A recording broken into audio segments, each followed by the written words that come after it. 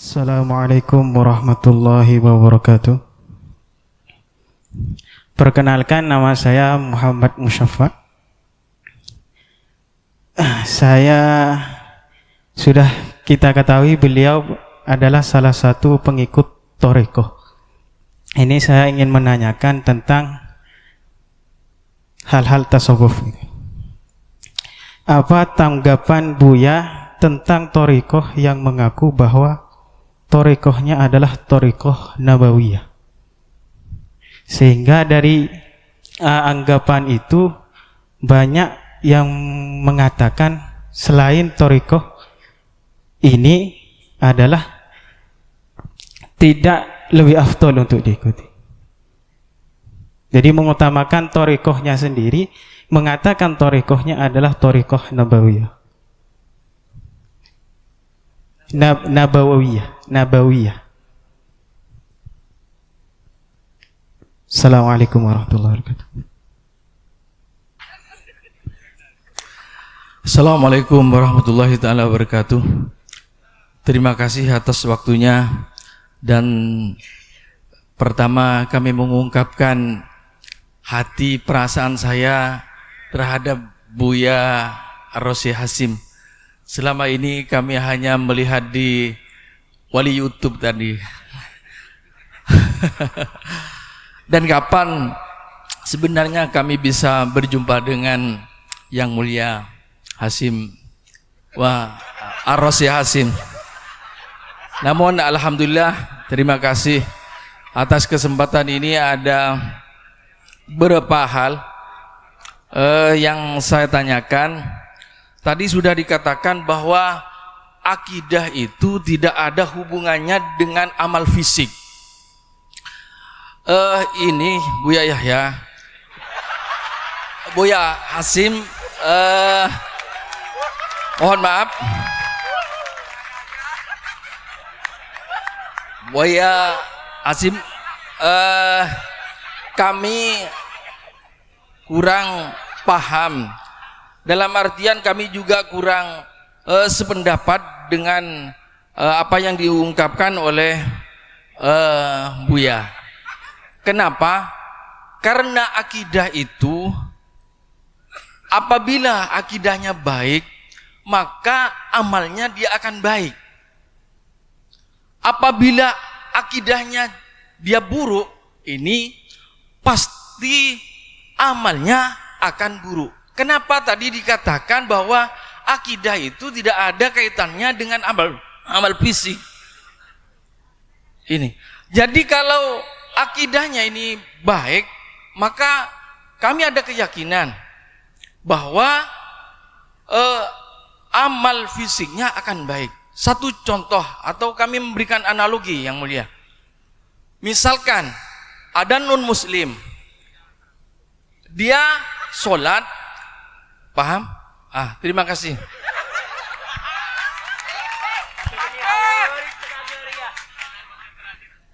Assalamualaikum warahmatullahi wabarakatuh. Tenggula Madura saos karena moderator agak ditoreng Madura, jadi tenggula pakai bahasa Madura.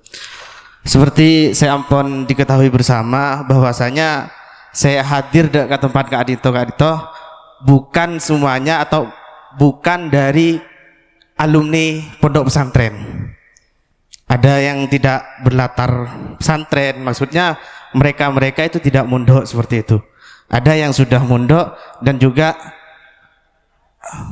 ya. Pertanyaan tenggula sekali itu.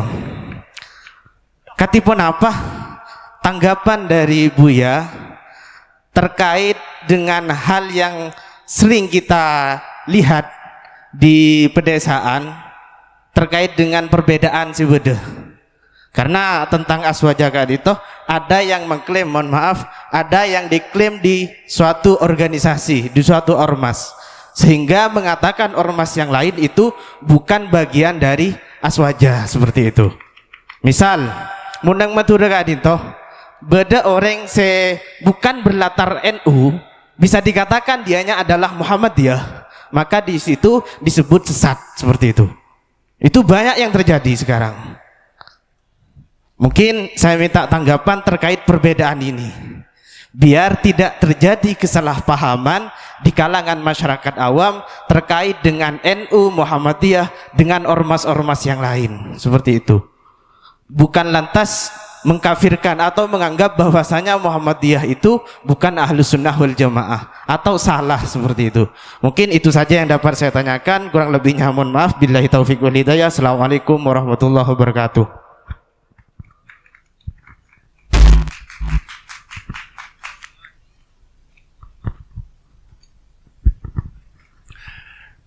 Pertanyaannya sangat bagus semua.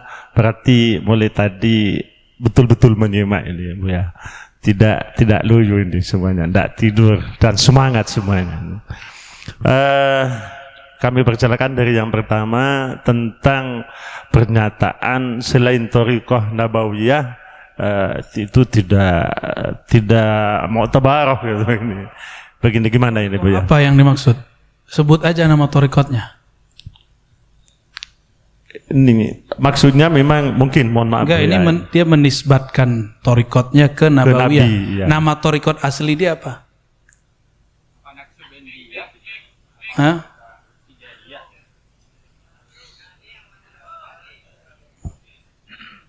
Nggak tahu atau menyembunyikan. Takut ya, takut dibully sama orang Madura ya. Sampean ke orang Madura. Ya, dibully balik ya enggak? Ya. Baik.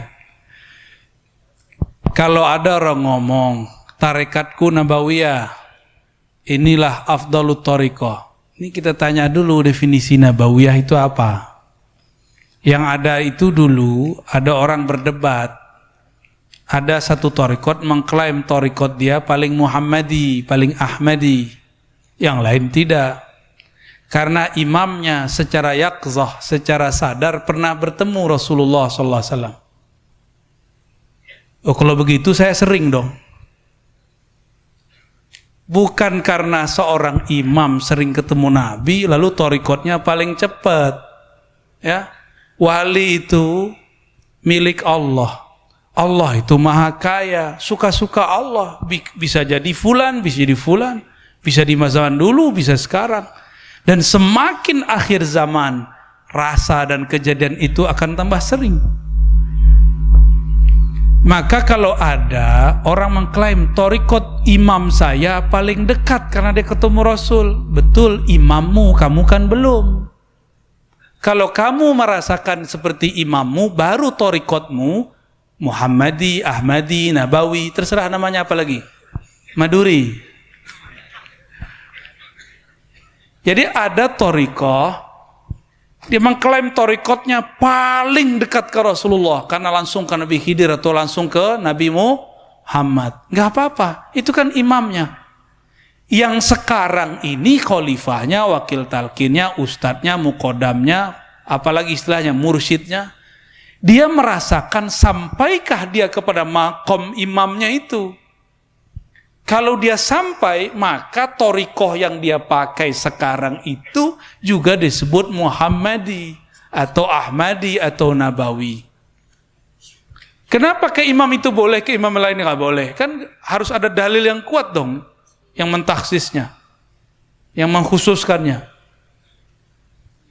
Maka fanatisme ini kadang-kadang berbahaya. Ya, kita tidak boleh fanatik kepada satu imam. Cinta boleh, cinta imam bahkan wajib. Sepakat nggak? Cinta imam wajib karena imam adalah syiar-syiar Allah di muka bumi. Tapi fanatis tidak boleh. Seperti yang dikatakan dulu oleh Imam Abu Hamid Al-Ghazali, maqam ini bukan khusus untuk para nabi dan wali-wali tertentu. Siapa saja nanti dapat mencapainya jika dia dibimbing oleh guru yang juga seorang wali. Wali-wali Allah itu udah biasa ketemu Rasulullah. Cuma mereka itu enggak kegeeran, enggak ember terus ngomong, saya ini tiap hari ketemu Rasulullah. Enggak gitu. Malah kalau perlu disembunyi-sembunyikan. Ya, mereka menyembunyikan itu karena berbahaya, takut orang mengkultuskan. Nah, Paham ya? Jadi semua thariqah yang punya sanad kepada Rasulullah, dia boleh disebut thariqah nabawiyah. Nabawiyah ini dibagi lagi, ada nabawiyah sanadan, ada nabawiyah ruhan. Kalau dia cuma punya sanad ke Nabi, tapi ruhnya belum ketemu Nabi, maka baru sanadnya aja. Ruhnya belum bertemu. Ya kadang-kadang mursyid tarekatnya mimpi ketemu Nabi aja belum, apalagi mimpi ketemu nyata. Nanti ada kelompok nggak percaya kalau mimpi ketemu nyata, ya. Lalu pertanyaan kedua tentang amal fisik.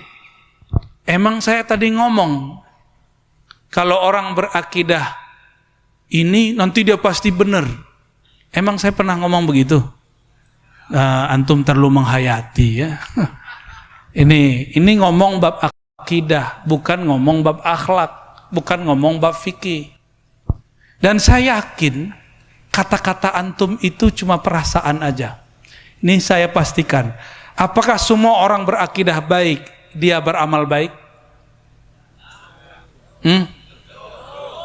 Nuaiman itu pernah minum khamar loh, akidahnya baik. Ketika sahabat Nabi mengatakan, dia kan sahabat Rasul juga. Apa kata mereka? Ya Amirul Mukminin, lapor ke Sayyidina Umar, uqtulhu, bunuh saja dia, atau idribhu, pukul aja dia. Apa kata Sayyidina Umar? La, fa innahu yuhibbullaha wa rasulah. Ini Nuaiman walaupun mabuk, dia cinta Allah dan Rasulnya. Imannya benar gak? Lebih tinggi iman antum atau iman Nuaiman?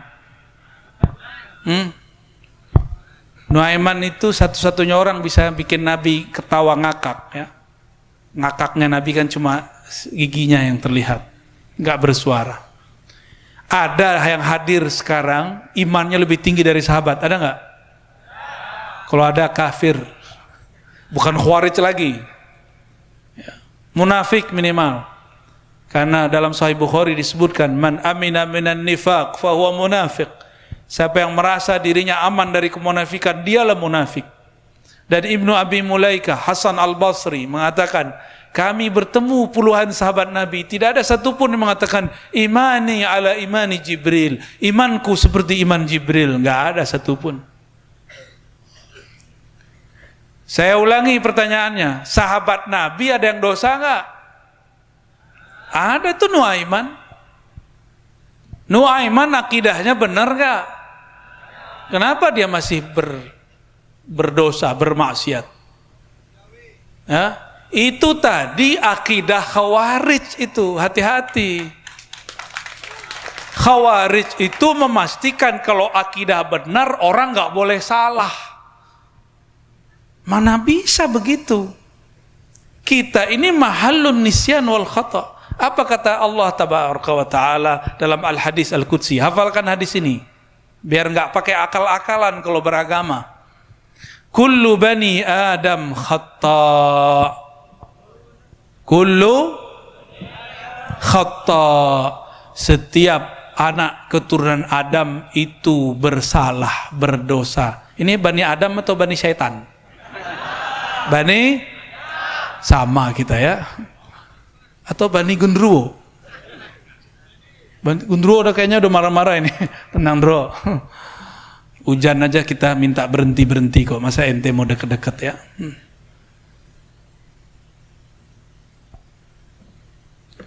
Lalu wa kullu ya, wa kullu bani Adam khata wa khairu khata'in at-tawwabun. Setiap anak manusia pasti punya salah. Setiap yang bersalah, yang terbaik dari mereka adalah yang bertaubat. Jadi baik itu tidak hanya taat. Baiknya orang maksiat kalau dia taubat. Buruknya orang taat merasa taat. Makanya ayatnya fawailul lil musallin. Celaka bagi orang yang merasa sudah taat sholat. Ngerasa sholat nggak tadi? Di Quran doa Nabi Ibrahim bukan Rabbi ja'alni minal musallin, nggak ada. Rabbi ja'alni muqimis salah, bukan musallin. Karena muqim dengan musalli beda. Muqim itu berusaha untuk soleh. Kalau musallin sok soleh, sok sudah benar. Itu khawarij itu. Khawarij ini salah sedikit dianggap akidahnya salah. Jadi standarnya kalau orangnya nggak benar secara zahir, berarti akidahnya nggak benar. Kalau begitu berapa banyak sahabat yang kafir dengan kalam antum tadi? Berapa banyak sahabat Nabi, tabi'in yang jadi fasik dengan kaidah tadi? Berbahaya nggak? Jadi saya ngomong begini bukan marah loh ya. Emang saya ngomongnya begini. Kalau udah bab akidah, suaranya udah begini-gini udah. Maka jangan nanya akidah sama saya. Nanya tasawuf aja biar adem. Kalau nanya tasawuf bisa mewek antum nanti ya. Kalau nanya politik takbir ya. Giliran diajak takbiran kabur. Bid'ah ya. Taib. Paham nggak? Saya tanya ulang. Kalau orang akidah aja benar, bisa salah nggak amalnya? Kalau ada orang akidahnya gak benar, amalnya ada nggak yang benar? Ada, jadi nggak jaminan. Oke? Oke. Kata orang Madura, iki apa? Eki. Heki. Apalagi ketiga, Pak Kiai? Perbedaan yang terjadi di masyarakat tentang NU. Oh ya, saya paham ya. Belum ada NU, belum ada Muhammadiyah, sudah ada Ahlus Sun. Benar nggak?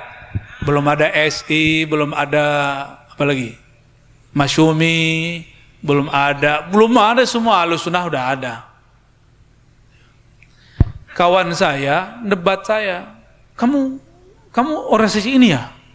Waktu itu dia melihat saya berzikir ala thariqah. Sebelum kamu ini, saya bilang, sebelum ada organisasi yang kamu sebut itu, tarekat yang saya amalkan ini sudah ada. Di Mekah orang Naqsyabandiyah itu nggak NU. Di Mesir orang Tijani, orang Syazili bukan orang NU, bukan orang Thariqah Mu'tabarah. Di Hadramaut orang berthariqah Ba'lawiyah bukanlah orang NU, bukan juga orang SI, bukan juga Muhammad. Itu thariqah lebih tua dari organisasi kita. Lalu organisasi ini ketika buat ADART, buat manhaj, maka dia adopsi. Kami mengadopsi apa gitu. Itu boleh-boleh aja. Selama dia tidak mengklaim di luar organisasi kami tidaklah aswaja. Di Sumatera ada Persatuan Tarbiyah Islamiyah. Itu Ahlussunnah wal Jamaah. Munculnya bersamaan 1926, 1928 lah. Lebih tua NU atau Muhammadiyah secara organisasi? Muhammadiyah 1912. Pendirinya siapa? Teman siapa? Hadratus Syekh Syamsari. Mereka berdua murid Syekh Saleh Darat, kawan dari Syekh Khada Khalil. Maka Muhammadiyah itu saudaranya Aswaja. Dulu, kalau sekarang saya nggak tahu. Sekarang mungkin sudah berubah. Mungkin juga masih. Wallahu a'lam bis. Yang pasti Muhammadiyah awalnya Ahlus Sun. Kalau sekarang nggak tahulah ahlu apa. Wallahu a'lam, saya nggak ngerti. Ya. Jadi tidak ada namanya klaim satu kelompok, satu organisasi menguasai akidah Ahlus Sunnah. Kalau begitu Syekhul Azhar nggak Ahlus Sunnah dong, dia nggak NU, dia nggak SI. Ya, Ahlus Sunnah ini rumusnya sederhana, berakidah Ahlus Sunnah Asy'ariyah Maturidiyah, bermazhab yang 4, dan terakhir bertasawuf. 3 aja, gampang nggak? Coba diulangi. Ahlus Sunnah apa aja? Berakidah Asy'ariyah Maturidiyah, bermazhab fikih yang orang Madura pilih yang mana? Benar.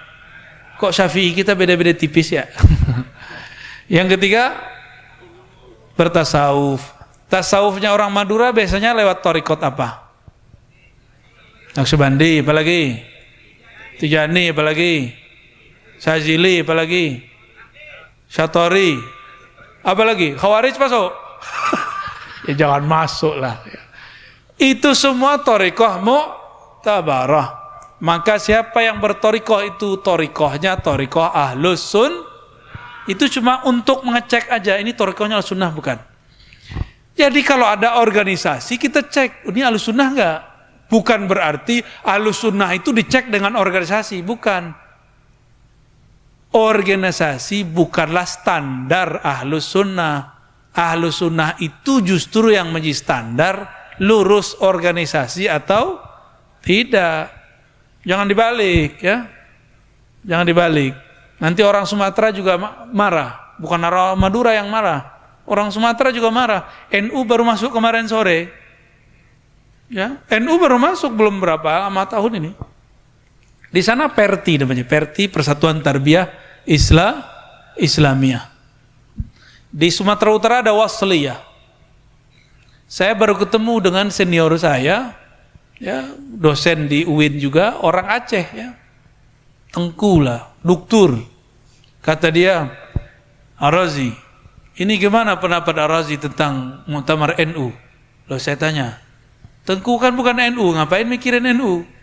Iya, tapi kan akidah kita sama dengan NU. Ternyata orang Aceh akidahnya sama dengan NU. Apa yang sama? Ahlus Sunnah Asy'ariyah Maturidiyah. Organisasi boleh beda. Ini kabar aja kalau di sana sama. Ya. Habib Umar NU nggak? Akidahnya apa? Asy'ariyah. Bertasawuf Ba'lawi. Bermazhab Syafi'i. Ahlus Sunnah nggak perlu NU. Ya. Tapi kalau mau NU boleh nggak? Mau SI boleh nggak? Muhammadiyah boleh nggak? Beneran. Ntar saudaranya Muhammadiyah diusir. Ya, jangan kawin sama dia, Muhammadiyah gitu. Jangan sampai ya. Wallahu a'lam bis-shawab. Alhamdulillah dengan simpel beliau jelaskan 3 pertanyaan ini sangat luar biasa. Mudah-mudahan bisa dipahami. Yang pertama tadi dari pertanyaan Ustaz Muhammad Musyaffa itu bahwa tidak boleh fanatik terhadap satu imam. Thariqah Nabawiyah itu adalah thariqah yang bersanad kepada Rasulullah sallallahu alaihi wasallam. Thariqah apa saja sudah disebutkan tadi, asalkan sanadnya jelas, baik sanadan atau ruhan, itu masih termasuk kategori thariqah Nabawiyah.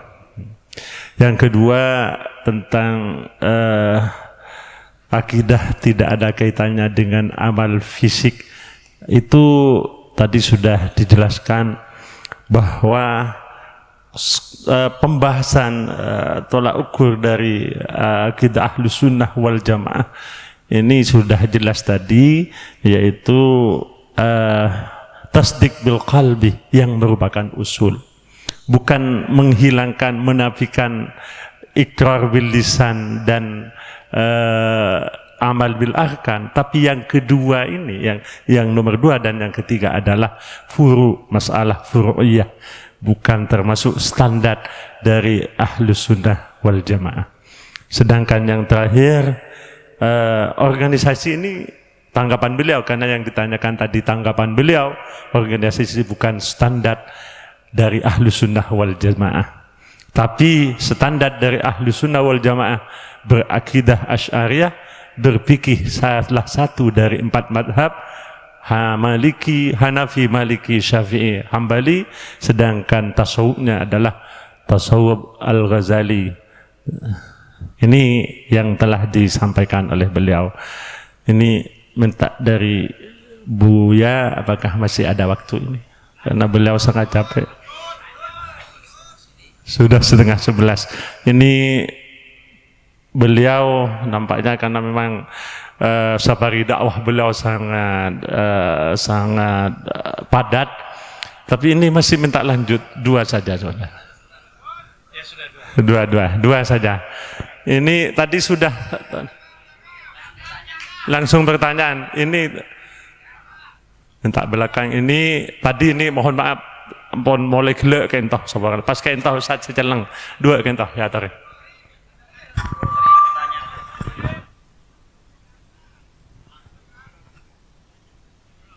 Assalamualaikum warahmatullahi wabarakatuh. Abdul Halik, salah satu pengurus Al Faizun. Kenapa? Langsung tadi sudah dijelaskan bahwa melafalkan laknat kepada pemimpin itu tidak boleh.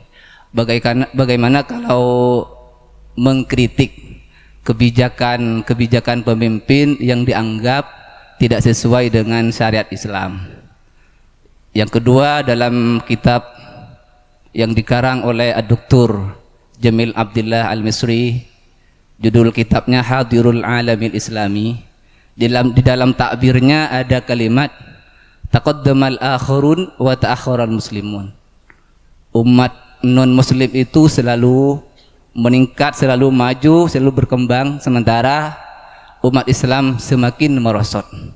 Min haitsul asiyasah, dari segi ekonomi wal iktisad, asiyasah politik wal iktisad, ekonomi, wa teknologi dan teknologi, wa thaqafah dan budaya, wa ma ila dzalik dan sebagainya. Di dalam Al-Qur'an itu ada ayat bunyinya di antara salah satu faktor itu adalah pengaruh awamil dakhiliyah wal kharijiyah, pengaruh internal dan eksternal. Pengaruh internalnya adalah insyikokul muslimin ila farkin. Umat Islam itu menjadi berpecah belah, ada Syiah, ada Khawarij, ada Ahlus Sunnah wal Jamaah. Pertanyaannya, yang sama-sama Ahlus Sunnah wal Jamaah itu berkaitan dengan perintah Allah untuk wa'tasimu bihablillahi jami'an wa la tafarraqu, tamassaku bidinihi, berpegang teguh atau bersatu dalam mengamalkan syariat Islam. Itu antara ahli sunnah wal jamaah itu saling mengklaim itu perbuatan yang salah, bahkan diklaim radikal atau intoleransi. Katakanlah ada pelaku hizbah amar ma'ruf nahi munkar, padahal akidah mereka itu Ahlus Sunnah, Asy'ariyah, Maturidiyah, fikihnya Imam Syafi'i, tasawufnya Imam Al-Ghazali. Cuman diiklim oleh mereka itu orang yang radikal dan intoleransi. Demikian. Ya, terima kasih. Yang terakhir.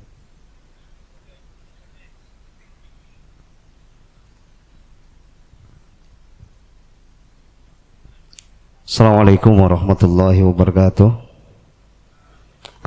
Salam wa ta'zim untuk murabbina Syekh Abuya Ar-Razi.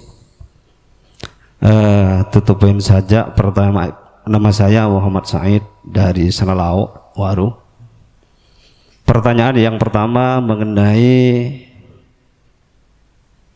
sifat dan zat. Dalam sifat dan zat bagi Allah Ta'ala itu selalu dipertentangkan, termasuk oleh Al-Maturidi dan Al-Asy'ari. Oleh sebab itu pada kesempatan kali ini kami meminta tanggapan Buya atau penjelasan secara terhana mengenai sifat dan zat bagi Allah Subhanahu wa Ta'ala. Itu yang pertama. Karena di dalam Fathul Majid di situ juga ada sifat yang kurang saya paham, yaitu tentang iradah, di mana di situ dijelaskan percaya terhadap iradah itu menyebabkan kufur, seperti itu. Pertanyaan yang kedua, akhir hari ini atau pada zaman global, yakni pada masa-masa kini, banyak hal-hal yang aneh yang kita temukan di berbagai media sosial. Termasuk ada sebuah perkataan Allahmu lemah dan Allahku besar, seperti itu. Yang berikutnya juga beberapa minggu atau beberapa bulan ini sudah terjadi, apakah termasuk bagian dari akidah atau bisa merusak terhadap akidah manakala seseorang berkeliling di dalam gereja kemudian membacakan sebuah selawat. Itu yang kedua. Yang paling terakhir adalah masalah afiliasi terhadap sebuah organisasi. Di situ seolah-olah seseorang menggantungkan diri terhadap sebuah organisasi. Mohon apa dah? Sudah terlalu banyak, nanti mudah-mudahan beliau datang kembali. Iya, terima dan kasih. bisa- Afwan ya Abu ya. Assalamualaikum warahmatullahi wabarakatuh. Waalaikumsalam warahmatullahi wabarakatuh. Saya kira untuk mengefisien waktu, beliau sudah bisa menangkap pertanyaan-pertanyaan tadi. Yang pertama mengkritik pemimpin, yang kedua apa penyebab kemunduran Islam dari perpecahan yang terjadi. Mohon pencerahan. Dalam hadis yang sahih, ad-dinun nasihah. Hafalkan hadisnya? Coba berarti perhatiin dulu, jangan cuma langsung loncat. Nabi ditanya, "Liman ya Rasulullah?" Faqal, Nabi ku ditanya, "Untuk siapa wahai Rasulullah?" Beliau menjawab, "Lillah." Pertama, kepada Allah. Maka nasihat itu enggak berarti kritik. An-nasihah berarti an-nush, khulusun niyyah ila Allah tabaraka ta'ala, ketulusan niat kepada Allah.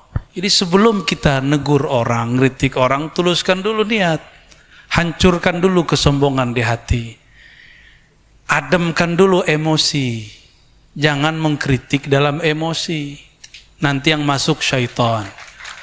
Ya, itu yang disebut lillah.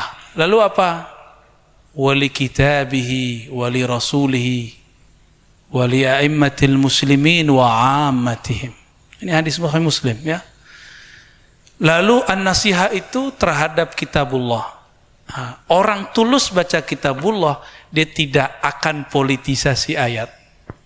Dia tidak akan giring ayat sesuai dengan kepentingan kelompok dan politiknya. Ini ayat Al-Quran sudah banyak diperkosa oleh semua kelompok. Baik kelompok A, kelompok B, semuanya pakai ayat. Ayatnya tidak salah yang memperkosa ayat.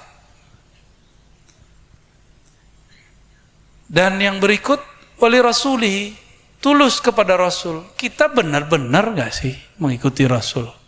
Rasul itu memimpin umat marah-marah atau dengan tenang?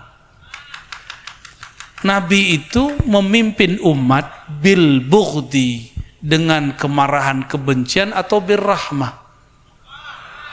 Nabi itu mengajar atau mencaci. Nabi mengatakan, lastu bitta'an wala bila'an. Aku bukanlah orang yang mencaci maki, apalagi melaknat. Maka siapa yang di luar manhaj ini, fahuwa laisa minar rasul sallallahu alaihi wasallam. Ya, maka dia bukan man ittaba'an nabi sallallahu alaihi wasallam. Jadi siapa yang kemudian mencaci, memaki, itu enggak masuk berjuang dengan Rasulullah sallallahu alaihi wasallam. Suatu kali Abu Hurairah dalam hadis Imam Bukhari dan Muslim, bukan di Bukhari, mengusir muridnya yang sedang bertengkar. Ditanya, siapa yang hari ini memutus silaturahmi? Maka mengangkat tanganlah beberapa orang. Apa kata beliau? Ukhruj, keluar. Kamu minta maaf dulu. Ini majelis saya sedang diangkat ke langit. Aku tidak mau majelisku tidak diangkat karena ada kalian yang memutus silaturahim. Sekarang tidak hanya silaturahim diputus lewat tetangga sama tetangga, sudah kelompok dengan kelompok, pesantren dengan pesantren. Ini sudah mulai gawat. Wajar doa kita nggak naik. Wajar kalau kita istighosah nggak makbul. Wajar yang kita coblos nggak menang. Karena isinya kebencian, memutus silaturahim, ngata-ngatain orang. Saya mikir-mikir panjang setelah baca hadis Abu Hurairah ini. Pantas iman kita mungkin kuat, tapi tidak diangkat oleh Allah Subhanahu wa taala doa-doa kita. Lalu kemudian ulai aimmatil muslimin wa ahmatihim, baru Allah, kitab, Rasul tulus kepada imam-imam, tulus mengkritik. Kalau tulus mengkritik, tulus juga membantu, tulus juga kemudian membangun negeri bersama-sama. Mau nggak teman-teman yang hadir ini negeri kita seperti Suriah? Mau nggak? Kayak Irak, mau nggak? Itu mati tak hidup tak mau. Gimana kata orang? Hidup segan, mati tak mau. Udah bingung tuh mereka mau hidup. Mau negeri ini diporak-poranda? Kita nggak mau, ya. Maka mengkritiklah dengan ketulusan. Sesuatu yang tulus tembus ke dalam kolbu. Tapi kalau pakai emosi, orang juga males dengerin. Males dia malah menghancurkan kita gitu, mencaci maki. Itu jadinya. Jadi kalau ingin mengkritisi, istighfar dulu, ta'awuz dulu. Jangan-jangan kita mengkritik dengan nafsu. Mengkritiklah dengan an-nasihah, bukan dengan intiqad wal bughd, dengan mengkritik yang penuh dengan kebencian-kebencian. Ya. Jadi boleh enggak mengkritisi? Bukan boleh lagi, wajib kan, ad-dinun nasihah. Kan ini wajib, agama itu wajib isinya nasihah. Ketulusan dalam mengkritik untuk membangun. Ini nggak usah pemimpin lah. Ini antum, Ustadz, dikritik oleh orang dengan cara, Anda ini tidak benar, sampean ini bacaannya apa ini? Mau nggak digituin? Pasti nggak mau. Apalagi mereka punya kekuasaan, pasti mereka punya harga diri dong. Mereka punya tentara, punya polisi, kita nggak punya. Terus kita coba bentak-bentak, ya gengsi lah mereka dengerin kita. Maka saya mulai mencoba merubah cara mengingatkan pemimpin. Dengan cara an-nasihah, dengan cara ketulusan. Ya, mau nggak sama-sama? Ya, alhamdulillah. Ya. Terus apa lagi, Pak Kiai? Zat dan sifat. Waduh, itu 6 SKS, bro. Ya. Itu nanti kalau saya ke Madura lagi, kita buat daurah di pesantren mana, kita bedah itu kitab Fathul Majid. Dan kita ijazahkan sanadnya nanti. Bersambung ke Syekh Nawawi, ke Ahmad Nahrawi, dan juga sanad akidah ke Imam Asy'ari. Lanjut kepada Rasulullah SAW. Nanti ya, sabar ya. Itu 3 SKS saja nggak cukup, 6 SKS. Ada lagi? Allah lemah. Wah, itu politik gitu ya, saya nggak ngikut-ngikut itu. Termasuk Tuhan apa? Bukan Arab, itu politik itu. Kita gak usah komen-komenin begitulah. Ya, kelamaan. Ya, sekarang itu akidah umat mau diganti orang dari sifat 20 menjadi tauhid yang 3. Ya, ini ada pertanyaan. Tolong jelaskan kesalahan trilogi tauhid Wahabi. Loh, kok jadi Wahabi? Betul. Kesalahannya banyak. Karena itulah awal ekstremisme. Itulah awal orang mensyirik-syirikkan Ahlus Sunnah. Contoh pertama, tauhid rububiyah. Tauhid rububiyah itu dianggap oleh kelompok Wahabi sebagai tauhidnya orang mukmin dan musyrik. Aneh gak? Ada tauhid orang musyrik? Yang belajar mantik, tauhid musyrik gimana tuh? Orang musyrik bertauhid. Kata imam mereka Muhammad bin Abdul Wahhab, taklid kepada Ibnu Taimiyah, bahwa tauhid rububiyah, meyakini Allah pencipta alam, ini adalah keyakinan tauhid orang musyrik. Orang musyrik bertauhid. Inilah akibat mereka mengharamkan satu ilmu yang penting namanya mantik. Belajar mantik, ilmu logika. Kalau di pesantren wajib belajar itu ya. Kalau nggak belajar pastikan muridnya kalau debat nggak benar.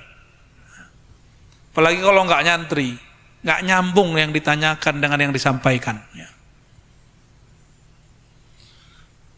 Ini tauhid yang paling bahaya dari mereka. Mereka mengatakan tauhid uluhiyah, tauhid uluhiyah itu hanya mereka. Tauhid uluhiyah itu tauhid menyembah Allah. Yang benar-benar menyembah Allah, kata mereka, cuma kami. Cuma kelompok itu.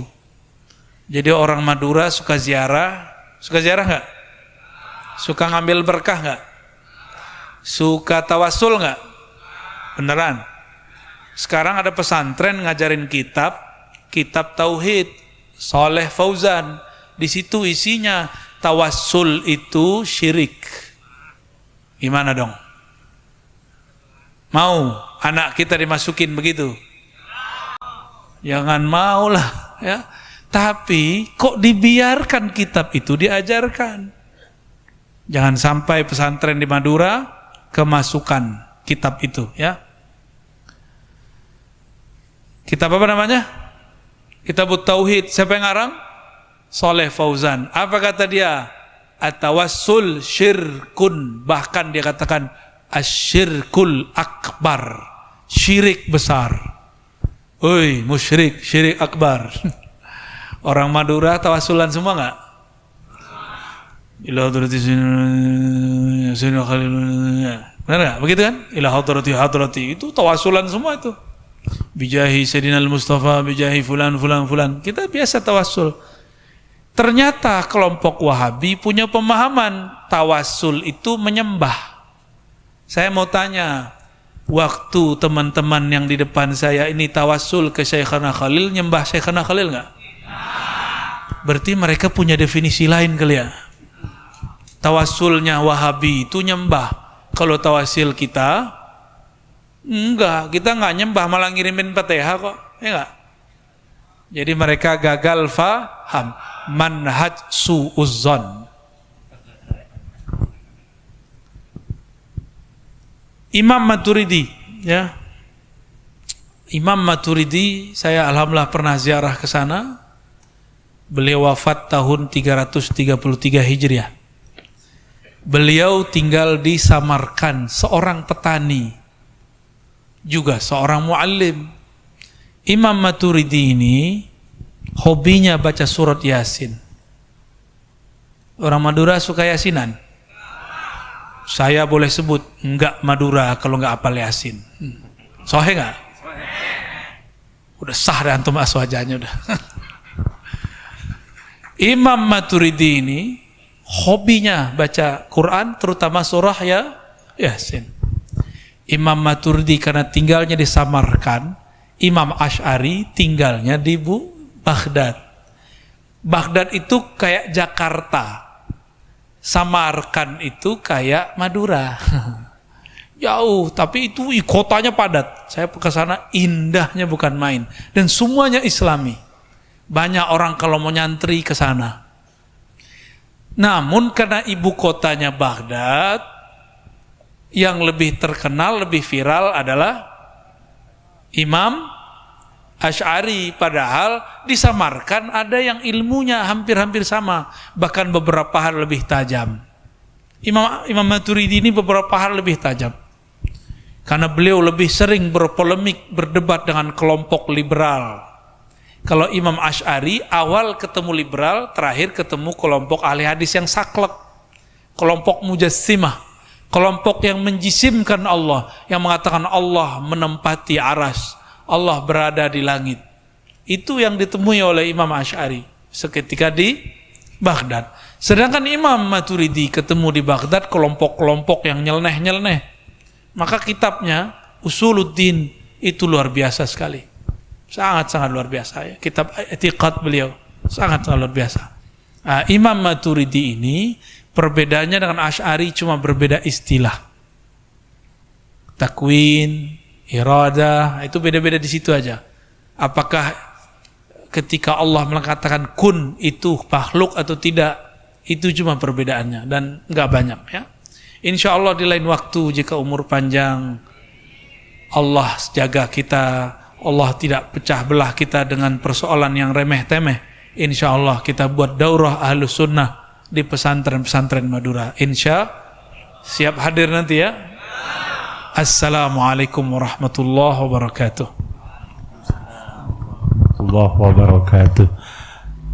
mohon barokah doanya juga. Tadi beliau pembina majelis Al-Faizun mohon berkenan kalau tidak memberatkan Pak Buya Ar-Razi, mohon talqin kalimat tauhid. Mudah-mudahan semuanya husnul khatimah. Kalau talqin nggak mungkin habis ngaji begini. Oh gini ya. Palanya panas kan? Bener gak? Hot gak palanya? Panas. Dikasih talqin meledak kepala kalian. Allah. Ya, jadi kalau talqin itu khusus majelis zikir. Insya Allah nantilah ya. Mudah-mudahan. Nanti kita kalau ada majelis zikir, kita talqin insya Allah. Karena talqin itu butuh kesiapan. Talqin itu menanam biji kalimah di dalam tanah. Kalau tanahnya masih keras harus digemburin dulu. Ya. Kalau tanahnya masih keras harus digemburin. Kalau tanahnya kering harus disiram dulu. Baca dulu ya Hayyu ya Qayyum, ya, zikir dulu, sholawat yang banyak. Kalau sudah ini rata, nanti kalau ada politik enggak goyang, baru nanti antum siap ditalkin. Kalau enggak percuma, sama dengan menyiram air di teras. Nyerap enggak? Enggak nyerap. Maka saya kalau nalkin itu betul-betul hati-hati Pak Kiai. Jadi bukan berarti saya menolak untuk mentalkin, tapi kita menanam kalimah sesuai dengan tempat yang pas. Bukan juga berarti yang hadir ini tidak layak talqin, bukan. Bukan tidak layak, belum waktunya aja. Insya Allah lain waktu kita talqin zikir dengan sanad yang sambung kepada Rasulullah. Kita tutup dengan doa. Mari buang yang panas-panas, buang tadi goresan-goresan hati. Kalau ada kesel sedikit saja dibuang. Kalau ada rasa tidak senang langsung dihapus. Siap? Pegang dadanya. Baca syahadat asyhadu an la ilaha illallah. Ya Allah, terimalah persaksian kami bahwa tiada yang berhak disembah kecuali Engkau. Asyhadu anna Muhammadar Rasulullah. Aku bersaksi. Terimalah ya Allah persaksianku bahwa Nabi Muhammad adalah Rasul Engkau. Pegang dadanya, coba katakan ya Allah. Di dalam dadaku, di dalam hatiku ya Allah, ada noda kebencian, ada noda dendam, ada noda emosi, ada noda merasa lebih alim, ada noda hitam merasa iri dan dengki. Ya Allah, berkah kalimah dan namamu yang mulia, hapuslah semua noda-noda itu. Al-Fatihah. A'udzu billahi minasyaitonir rajim. Bismillahirrahmanirrahim. Alhamdulillah rabbil alamin. Arrahmanir rahim. Malik. Iyyaka na'budu wa iyyaka nasta'in. Shiratal ladzina an'amta 'alaihim ghairil maghdubi 'alaihim waladdallin. Amin. Ya Allah, setelah Engkau membersihkan isi dada kami, maka masukkanlah cahaya ke dalam kalbu kami. Ya Rabb, ataina ilaik. Ya Allah, kami datang kepada Engkau. Wa fi qulubina zulumat. Di dalam kalbu kami ada kegelapan-kegelapan. Fanawwir qulubana binurik. Maka ya Allah, cahayailah kalbu kami malam ini, khusus yang hadir, khusus yang mendengarkan. Berilah cahaya isi dada kami dengan nur Engkau ya Allah. Allahumma nawwir qulubana binuri ma'rifatik. Ya Allah, terangi kalbu kami dengan nur mengenal Engkau, ma'rifat kepada Engkau. Terangi kalbu kami dengan nur husnuzan, berbaik sangka kepada Engkau, berbaik sangka kepada makhluk-makhluk Engkau. Ya Allah, kami telah pegang dada kami ya Allah, tapi masih ada rasa emosi tersimpan ya Allah. Maka dengan rahmat-Mu yang maha luas ya Allah, birahmatikal wasi'ah, fa'aghriqna fi birahmatik, maka lenyapkan semua emosi kami ya Allah dengan kasih sayang Engkau ya Allah. Ya Allah, kalbu kami keras ya Allah, tapi Engkau Maha Latif. Bilutfika ya Latif, dengan kelembutan Engkau ya Allah yang Maha Latif, lembutkan hati kami yang keras ya Allah.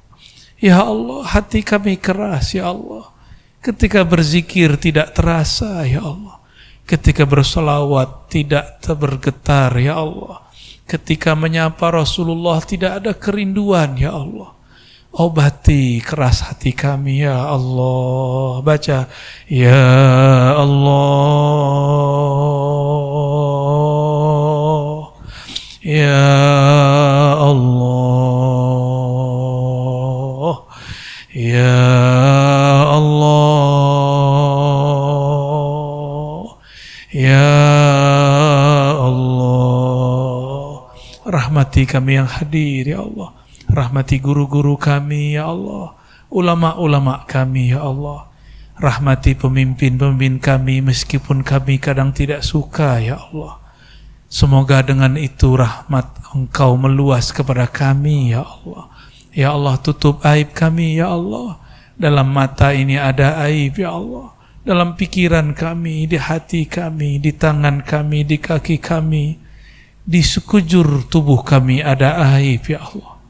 Hanya ampunan-Mu yang dapat menutupi aib ini ya Allah. Fasturna ya sattar, fasturna ya sattar bisitrikal jamil. Maka tutupi kami ya Allah, hiasi kami ya Allah dengan nur-Mu yang indah, dengan nama-nama-Mu yang indah. Ampunkan silap lidah kami ya Allah, ampunkan salah langkah kami ya Allah, ampunkan amal kami yang tidak sempurna ya Allah. Ampunkan su'ul adab kami ya Allah. Rabbana atina fid dunya hasanah wa fil akhirati hasanah wa qina adzabannar. Alhamdulillahi rabbil alamin. Wa sallallahu ala sayidina Muhammad. Subhanakallahumma wa bihamdika asyhadu an la ilaha illa anta astaghfiruka wa atubu ilaih. Mohon maaf jika ada yang tersinggung ya. Jangan tersinggung ya. Siap enggak tersinggung? Alhamdulillah. Assalamualaikum warahmatullahi wabarakatuh.